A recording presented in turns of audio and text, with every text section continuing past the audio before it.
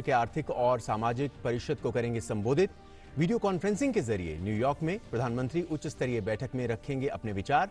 PM Modi के साथ Norway के पीएम और यूएन के महासचिव भी करेंगे संबोधित।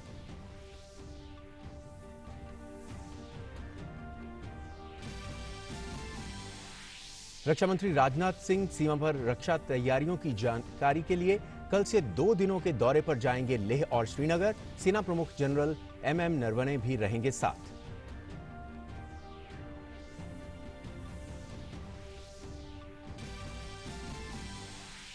असम और बिहार में बाढ़ की स्थिति गंभीर।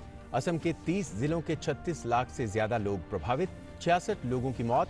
बिहार में भी कई जिलों में जनजीवन अस्त व्यस्त। महाराष्ट्र के कई भागों में भारी बारिश। देश में कोरोना को हराने वाले लोगों की संख्या में लगातार इजाफा। रिकवरी रेट बढ़कर हुआ 63.25%। देश में कोरोना से 6,12,814 लोग हुए ठीक, जबकि सक्रिय मामले 3,31,146। बिहार में आज से 15 दिनों का पूर्ण लॉकडाउन। बेंगलुरु में भी शुरू हुआ 7 दिन का लॉकडाउन। और खेलों में 2022 में फीफा विश्व कप कार्यक्रम की घोषणा। 21 नवंबर 2022 से कतर में होगी शुरुआत। फाइनल मैच 18 दिसंबर को खेला जाएगा।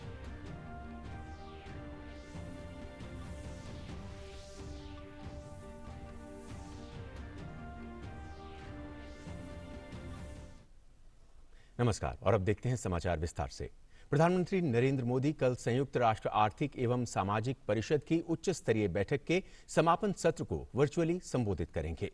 न्यूयॉर्क स्थित संयुक्त राष्ट्र मुख्यालय में आयोजित इस सत्र में पीएम मोदी, नॉर्वे के पीएम और संयुक्त राष्ट्र महासचिव एंटोनियो गुटेरेस के साथ मुख्य वक्ता के तौर पर शामिल होंगे। संयुक्त राष्ट्र के इस वार्षिक उच्च स्तरीय सत्र में सरकार, निजी क्षेत्र, नागरिक समाज और शिक्षाविदों के उच्च स्तरीय प्रतिनिधियों का एक विविध समूह शामिल है। इस वर्ष के सत्र का विषय कोविड-19 के बाद बहुपक्षवाद, 75वीं वर्षगांठ पर हमें किस तरह से संयुक्त राष्ट्र की आवश्यकता है। भारत शुरू से ही सुरक्षा परिषद में सुधार के साथ ही बहुपक्षवाद का समर्थक रहा है। ऐसे में कोरोना महामारी के कारण बदले हुए हालात में हो रहे इस आयोजन का विषय भारत की प्राथमिकताओं से मेल खाता है। भारत के लिए इस आयोजन का विशेष महत्व है। भारत की सुरक्षा परिषद में जीत के बाद संयुक्त राष्ट्र में प्रधानमंत्री का ये पहला भाषण होगा। इस साल 17 जून को भारत भारी बहुमत के साथ 2 साल के लिए सुरक्षा परिषद का गैर स्थायी सदस्य चुना गया था। पीएम ने इससे पहले जनवरी 2016 में संयुक्त राष्ट्र आर्थिक एवं सामाजिक परिषद की 70वीं वर्षगांठ पर मुख्य भाषण दिया था।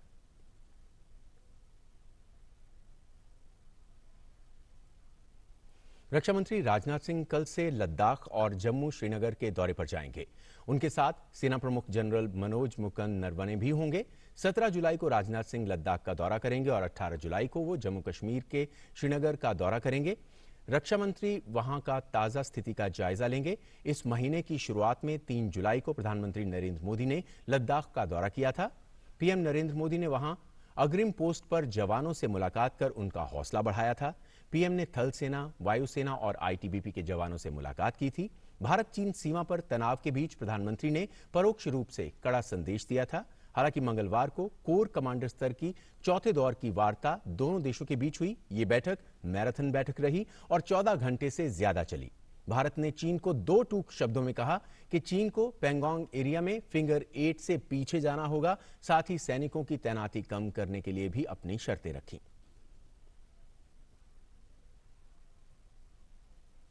वास्तविक नियंत्रण रेखा पर मौजूद गतिरोध को दूर करने के लिए भारत और चीन लगातार स्थापित सैन्य और राजनयिक चैनलों के माध्यम से बातचीत कर रहे हैं। इसी कड़ी में 14 जुलाई को चुशुल में भारतीय सेना और पीपल्स लिबरेशन आर्मी के बीच कमांडर स्तर की चौथे दौर की वार्ता हुई, जो 5 जुलाई को दोनों देशों के विशेष प्रतिनिधियों के बीच हुई सहमति के अनुरूप रही। चौथे दौर की वार्ता में सेना के पीछे हटने पर बनी सहमति के क्रियान्वयन पर प्रगति की समीक्षा की गई। साथ ही इस बात पर भी चर्चा हुई कि किस तरह से पूरी तरह से सेना के पीछे हटने की कार्रवाई को अंजाम दिया जाए।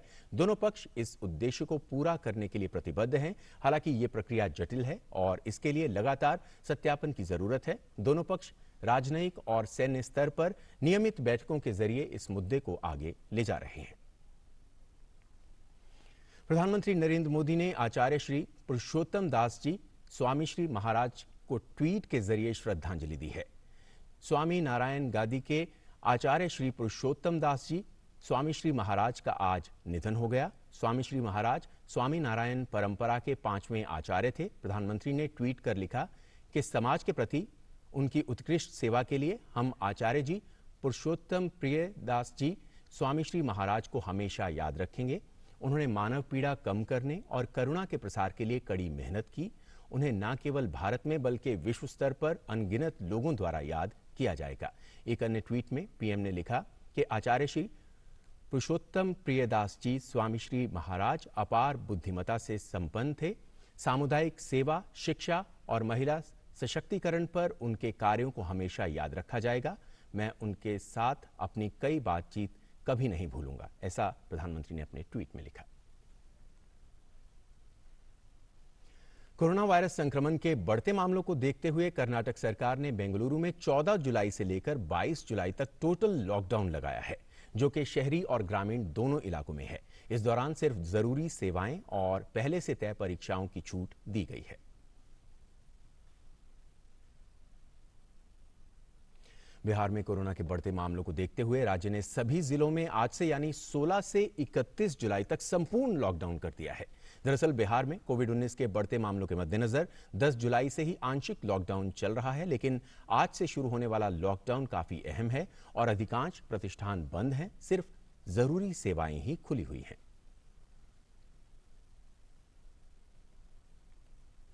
बिहार में बाढ़ की स्थिति नाजुक बनी हुई है। हालांकि मौसम विभाग का कहना है कि मानसून की अक्षीय रेखा के बिहार से खिसक जाने के कारण अब अगले कुछ दिनों में वर्षा में कमी आएगी, लेकिन दक्षिण पश्चिम बिहार में वज्रपात और तेज बारिश की संभावना जताई है।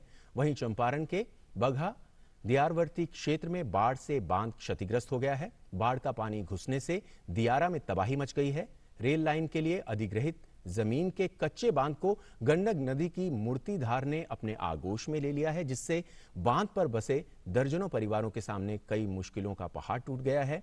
बांध पर दियारा के निचले इलाके से कई परिवार शरण लिए हुए हैं। बताया जा रहा है कि भारत नेपाल सीमा पर स्थित वाल्मीकि नगर गंडक बैराज से बीती रात 3.30 लाख क्यूसेक पानी छोड़ा गया था, जिसके बाद गंडक नदी में उफान के चलते बाढ़ और कटाव जैसे हालात निचले इलाकों में पैदा हो गए। लोग मवेशियों के साथ बांध पर शरण लिए हुए हैं। पिपरासी प्रखंड के मघौली, मछहा, भुईधरवा सहित दर्जनों गांव में बाढ़ का सैलाब आ गया है।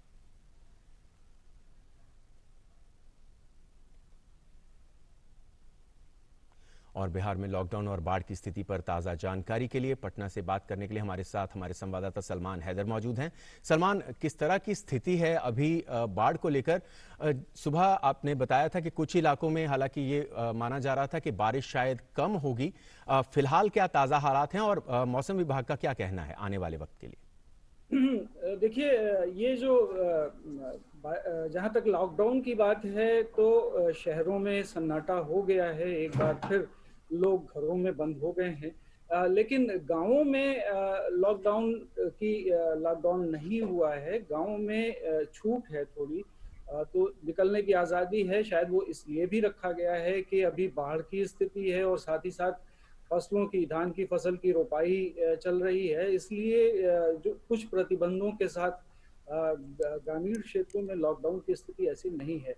जहाँ तक शहरों की बात है तो शहरों में लोगों को इतनी छूट दी गई है कि वो अपनी ज़रूरत का सामान ला सकें या डॉक्टर को दिखा सकें। ये सारी बातें तो हैं, लेकिन जो अभी वर्तमान में स्थिति है वो ये है कि गांवों में बाढ़ की वजह से कई ज़िलों में, चाहे वो उत्तर पश्चिम बिहार हो और उत्तर प्रदेश से लगा हुआ बेतिया का, चंपारण का पूर्वी और पश्चिमी दोनों चंपारण का जो इलाका है वो प्रभावित हो गया है।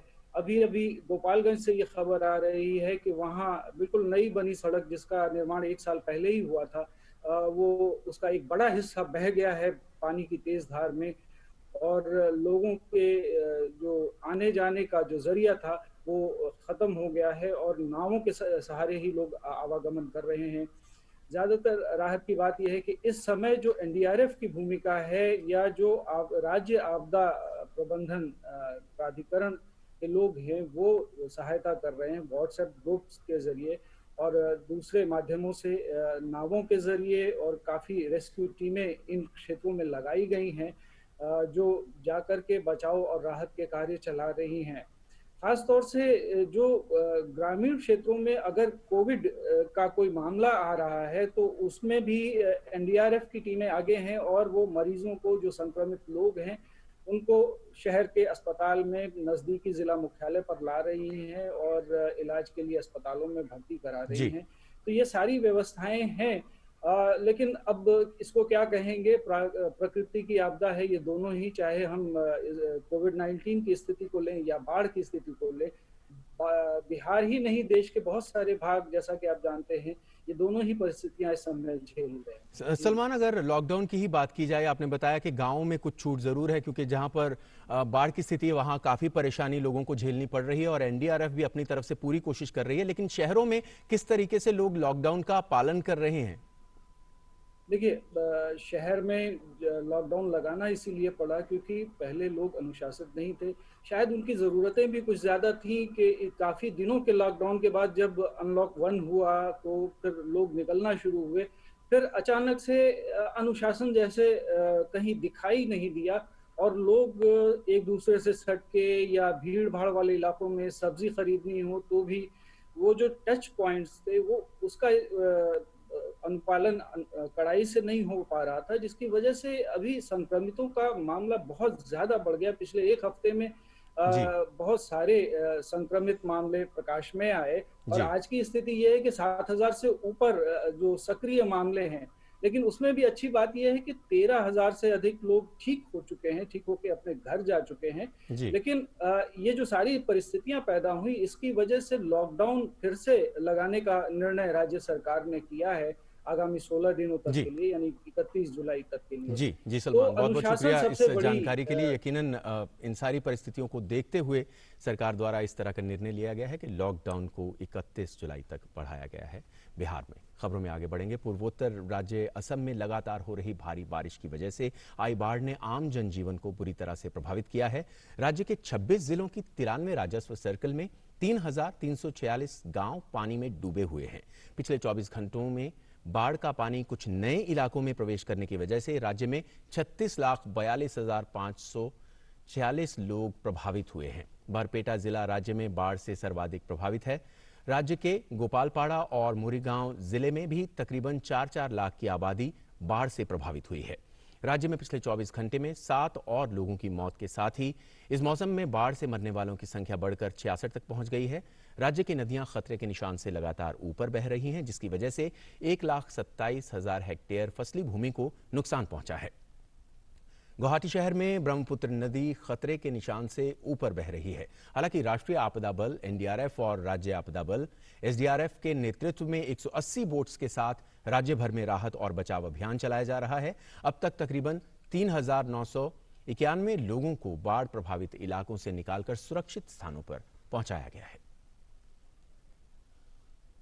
और मुंबई में अभी तक कुछ स्थानों पर भारी बारिश के साथ साथ अलग अलग स्थानों पर भी काफी तेज बारिश हुई है। इस तरह मुंबई में 10 सेंटीमीटर से अधिक बारिश हो चुकी है, जबकि बांद्रा में 20 सेंटीमीटर, सांताक्रूज में 17 सेंटीमीटर, महालक्ष्मी में 13 सेंटीमीटर बारिश दर्ज की गई है। मौसम विभाग कई भागों में भारी बारिश की चेतावनी दी है।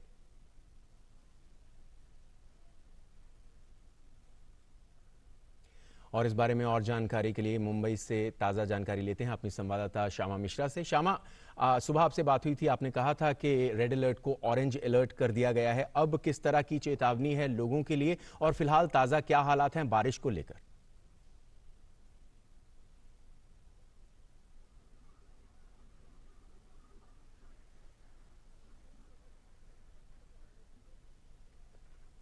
जी श्यामा, आप मेरी आवाज़ सुन पा रही हैं? तो बाढ़ को लेकर इस वक्त बारिश को लेकर महाराष्ट्र में क्या स्थिति है? अगर आप मेरी आवाज आप तक पहुंच रही है तो आपसे यही जानना चाहेंगे क्या ताजा हालात हैं वहां पर और मौसम विभाग का क्या कहना है? बात कर लें तो बारिश जो है वो 15-20 मिनट से फिर से भारी बारिश हो रही है और लगातार बारिश हो रही है, जिसकी वजह से ये एक्सपेक्ट किया जा सकता है कि कुछ ही देर में अगर ऐसी बारिश लगातार होती रही तो जो निचले हिस्से हैं वहां पर जलभराव का समस्या हमें देखने के लिए मिल सकता है। साथ ही अगर हम बात करें कि किस तरीके से ऑरेंज अलर्ट है, तो अभी भी फिलहाल ऑरेंज अलर्ट ही घोषित किया गया है मुंबई के लिए, इसे चेंज नहीं किया गया है और आसपास के इलाके जो हैं थाने, रायगढ़, पालघर, ये सभी इलाकों में भारी बारिश की चेतावनी दी गई है।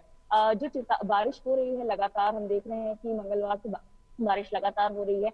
उसके कारण कई सारी जगहों पर काफी सारी मुसीबतें हो रही हैं। और थाने में हमने देखा कि एक 3 मंजिला इमारत है, उसके कुछ हिस्से ढह गए हैं। कल भी हमने देखा कि मुंबई में एक इमारत थी, उसके भी वॉल कोलैप्स हुआ था। तो ये स्थिति जो है वो लगातार सामने आ रहा है कि बहुत पुरानी बिल्डिंग्स हैं, डिलापिडेटेड सिचुएशंस में है, तो वो बिल्डिंग्स के जो हिस्से हैं वो गिर रहे हैं। लेकिन अच्छी बात यह है कि यहाँ पे से कोई भी नुकसान नहीं हुआ है जान का। इन सब बिल्डिंग्स को विकेट कर लिया गया था पहले ही। फिलहाल ये एक चेतावनी दी गई है बीएमसी की ओर से भी, और साथ ही आईएमडी की ओर से भी, कि जो पानी भरे वाले इलाके हैं वहां पर ना जाएं, और साथ ही जो समुद्री इलाके हैं वहां ना जाएं, क्योंकि सी अगर आप देखें, समुद्र देखें तो काफी रफ है इस सिचुएशन में। हालांकि हाई टाइड का जो समय था वो सुबह में हो गया था, 9 बजे के आसपास में हाई टाइड आया हुआ था। अब लो टाइड की ओर दिशा में और बढ़ चुका है समुद्र। लेकिन जिस तरीके से भारी बारिश हो रही है, लगातार होती है, तो वो भी एक काफी डेंजरस सिचुएशन वहां पे बन सकता है। तो पुलिस वहां पे भी पेट्रोलिंग में लगी हुई है। हर जगह पे जहाँ पे निचले हिस्से, हम बताते हैं आपको, हमेशा पानी भरता है वहां पे, सायन, किंग सर्कल, परेल, हिंद माता, ये सारी जगहों पर पंपिंग मशीन के साथ साथ में बीएमसी ऑफिशियल्स भी लगातार लगे हुए हैं।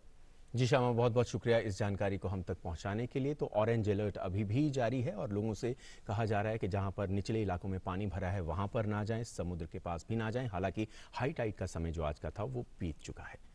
खबरों में आगे बढ़ेंगे। केंद्रीय स्वास्थ्य मंत्री डॉक्टर हर्षवर्धन ने दिल्ली स्थित अखिल भारतीय आयुर्विज्ञान स्थित नवनिर्मित राजकुमारी अमृत कौर ओपीडी भवन का शुभारंभ किया। ये देश का पहला सार्वजनिक क्षेत्र का अस्पताल है जिसमें पूरी बिल्डिंग ओपीडी व बुजुर्गों के लिए फिजियोथेरेपी के लिए ही समर्पित है।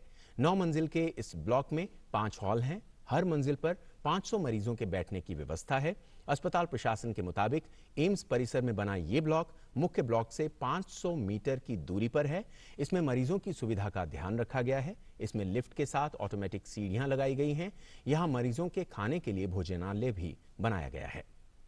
इस मौके पर डॉक्टर हर्षवर्धन ने देश के युवा डॉक्टरों को नए विचार लाने और उनके क्रियान्वित करने की सलाह दी। डॉक्टर हर्षवर्धन का मानना है कि इससे अस्पतालों की कार्यशैली और पैनी होगी और वो बेहतर तरीके से मरीजों की देखभाल कर सकेंगे।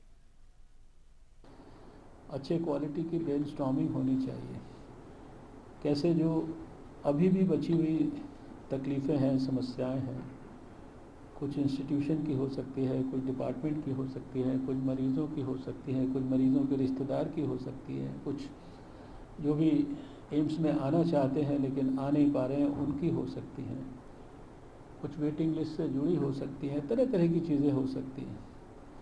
तो डायग्नोसिस जब हम अगर मरीज़ की कर सकते हैं, उसकी बीमारी की कर सकते हैं, तो मुझे लगता है कि बाकी जो चीज़ें हैं उनकी डायग्नोसिस के ऊपर भी बहुत गहराई और गंभीरता से चिंतन होना चाहिए। कोरोना महामारी से ठीक होने वाले लोगों की संख्या भारत में लगातार बढ़ रही है। देश में लोगों के कोरोना से ठीक होने का रिकवरी रेट 63.25% हो गया है। केंद्रीय स्वास्थ्य मंत्रालय की ओर से जारी ताजा आंकड़ों के मुताबिक 6,12,814 लोग इस संक्रमण से अब तक ठीक हो चुके हैं। फिलहाल देश में 3,31,146 कोरोना के सक्रिय मामले हैं, जबकि 24,915 लोगों की इससे मौत हुई है। केंद्रीय स्वास्थ्य मंत्री डॉक्टर हर्षवर्धन ने कहा है कि कोविड के नियंत्रण के मामले में भारत दुनिया के दूसरे देशों के मुकाबले बेहतर है। उन्होंने बताया कि अभी देश में 2% से भी कम लोग आईसीयू में हैं, 0.32% लोग वेंटिलेटर पर हैं। हमारा रिकवरी दर 63.25% है, जबकि मृत्यु दर 2.57% है। भारत की लगातार बढ़ती टेस्टिंग क्षमता पर स्वास्थ्य मंत्री ने कहा कि आने वाले दिनों में देश के एक दिन में कोरोना के 10 लाख टेस्ट होंगे। आज हमारा फैटेलिटी रेट 2.57 हो गया, रिकवरी रेट 63.25 हो गया। रोज़ शाम को हम 7 बजे देखते हैं कि कितने लोग देश में वेंटिलेटर पे थे, ऑक्सीजन पे थे या आईसीयू में थे। तो मैंने देखा शायद कल शाम को, आज सुबह का डाटा है, उसमें सबसे कम लोग जो है वो वेंटिलेटर पर थे या ऑक्सीजन पे थे या आईसीयू में थे। उत्तर प्रदेश के मुख्यमंत्री योगी आदित्यनाथ ने आज लखनऊ में कई परियोजनाओं का लोकार्पण किया और कुछ प्रोजेक्ट्स की बुनियाद भी रखी। उन्होंने 13 नए बस अड्डों का लोकार्पण और शिलान्यास किया। इस अवसर पर उन्होंने 25 बस को हरी झंडी दिखाई। अब नए अवध बस अड्डे से पूर्वांचल के लिए 200 बसें चलेंगी। इससे लखनऊ में जाम की समस्या कम होगी। इसके अलावा सीएम ने वीडियो कॉन्फ्रेंसिंग के जरिए लखनऊ के अवध बस स्टेशन, सीतापुर के नैमिषारण्य, चित्रकूट, बस्ती, गोंडा और बुलंदशहर समेत 6 बस अड्डों का लोकार्पण किया। साथ ही कन्नौज, जालौन, मुरादाबाद, औरैया, एटा, जौनपुर और कौशाम्बी समेत 7 बस अड्डों की परियोजनाओं का शिलान्यास किया। दुनिया भर में कोरोना वायरस महामारी का कहर जारी है। इससे सबसे ज्यादा प्रभावित शीर्ष देशों में अमेरिका, ब्राजील, भारत, रूस और पेरू हैं। विश्व भर में अब तक इससे 1 करोड़ 35 लाख के करीब लोग संक्रमित हो चुके हैं, जबकि इससे करीब 5,82,600 लोगों की मौत हो चुकी है। 75,22,000 से अधिक लोग इस महामारी को मात दे चुके हैं। पिछले 24 घंटे में दुनिया भर में 2,19,000 संक्रमण के नए मामले सामने आए हैं। सर्वाधिक प्रभावित देश अमेरिका में कोरोना संक्रमितों की संख्या 34,91,000 से अधिक हो चुकी है। वहीं इससे मरने वालों की संख्या 1,37,300 के करीब है। अमेरिका में इससे 10,76,000 के करीब लोग ठीक हो चुके हैं। वहीं 19,66,000 से अधिक मामलों के साथ ब्राजील संक्रमण के मामले में दूसरे स्थान पर है। ब्राजील में अब तक 75,366 लोगों की मौत हो चुकी है, जबकि करीब 13.50 लाख लोग इस बीमारी को अब तक मात दे चुके हैं। दुनिया के नामचीन हस्तियों का ट्विटर अकाउंट कल हैक कर लिया गया। हैक किए गए अकाउंट्स पर पोस्ट के जरिए बिटकॉइन में दान मांगा गया। हैक किए गए अकाउंट में मशहूर कारोबारी एलन मस्क, अमेरिकी नेता जो बिडेन, बिल गेट्स, पूर्व अमेरिकी राष्ट्रपति बराक ओबामा और एप्पल के ट्विटर हैंडल शामिल हैं। ट्विटर इस मामले की जांच कर रही है और इस दौरान इन अकाउंट के पासवर्ड रीसेट नहीं किए जा सकेंगे और ना ही ट्वीट किए जा सकेंगे। बराक ओबामा, अमेरिकी रैपर कैन्ये वेस्ट और अन्य के ट्विटर अकाउंट से एक ही तरह के ट्वीट कर बिटकॉइन में दान मांगा गया और कुछ ही देर में हैकरों ने सैकड़ों लोगों से $1 लाख से अधिक का दान जमा कर लिया। पोस्ट किए जाने के चंद मिनट के भीतर ही ये ट्वीट डिलीट भी हो गए। हालांकि अभी तक ये पता नहीं चल पाया है कि आखिर किसने इन जानी मानी हस्तियों के ट्विटर अकाउंट को निशाना बनाया है। फीफा विश्व कप 2022 के लिए बुधवार को कार्यक्रम की पुष्टि हो गई। कतर 2022 टूर्नामेंट के ग्रुप स्टेज के दौरान एक दिन में 4 मैच खेले जाएंगे। 21 नवंबर को टूर्नामेंट का शुरुआती खेल 60,000 क्षमता वाले अल्बर्ट स्टेडियम में होगा। 18 दिसंबर को फाइनल मुकाबला 80,000 क्षमता वाले लुसेल स्टेडियम में आयोजित किया जाएगा, जहां इससे पहले सेमीफाइनल मुकाबला भी खेला जाएगा। इंग्लैंड और वेस्टइंडीज के बीच 3 मैच की टेस्ट सीरीज का दूसरा टेस्ट मुकाबला आज से मैनचेस्टर में खेला जाएगा। दोनों टीमों के बीच पहला मुकाबला साउथहैम्पटन में खेला गया था, जहां वेस्टइंडीज ने 4 विकेट से जीत दर्ज कर सीरीज में 1-0 की बढ़त हासिल की। वेस्टइंडीज अगर मैनचेस्टर टेस्ट भी अपने नाम कर लेता है तो टीम सीरीज को अपने नाम कर लेगी और इसी के साथ वो 32 साल में पहली बार इंग्लैंड में टेस्ट सीरीज जीतने का कारनामा भी कर सकती है। इससे पहले विंडीज टीम ने 1988 में इंग्लिश टीम को उसी के घर में 5 टेस्ट की सीरीज में 4-0 से हराया था। इंग्लैंड की बात करें तो दूसरे टेस्ट में कप्तान जो रूट की वापसी से टीम मजबूत होगी। भारत में सबसे कम उम्र में कठपुतली खेल का प्रदर्शन करने वाले कलाकारों में अब महाराष्ट्र के सोलापुर में रहने वाले सोहम यामुल भी शामिल हो गए हैं। सोहम महज 10 साल के हैं और उन्होंने 8 मिनट की लघु फिल्म में कोरोना के प्रकोप से पहले और बाद के भारत के जीवन काल का वर्णन किया है।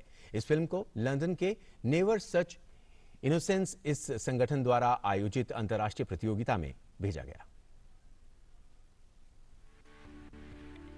महाराष्ट्र में सोलापुर जिले की सोहम येमूल ने पपेट शो के माध्यम से लंदन में नेवर सच इनोसेंस संगठन द्वारा आयोजित कोविड-19 रिस्पांस प्रतियोगिता में दूसरा स्थान हासिल किया है। प्रतियोगिता में 44 देशों के 4,000 प्रतिभागियों ने भाग लिया था। इस प्रतियोगिता का विषय था कोरोना महामारी से पहले और बाद का जीवन, जिसको गुड़िया के खेल के माध्यम से सोहम को प्रस्तुत किया जाना था। केवल 10 वर्षीय सोहम येमूल तीसरी कक्षा में अध्ययन कर रहा है। उसका शौक गुड़िया से बात करने का खेल पेश करना है, जिसे पपेटिंग कहा जाता है। सोहम अपने होठों को हिलाए बिना विभिन्न गुड़िया के माध्यम से मनोरंजन करता है, सूचना देता है। साथ ही कठपुतलियों के खेल की तैयारी सोहम 5 साल की उम्र से ही कर रहा है। I am a coronavirus.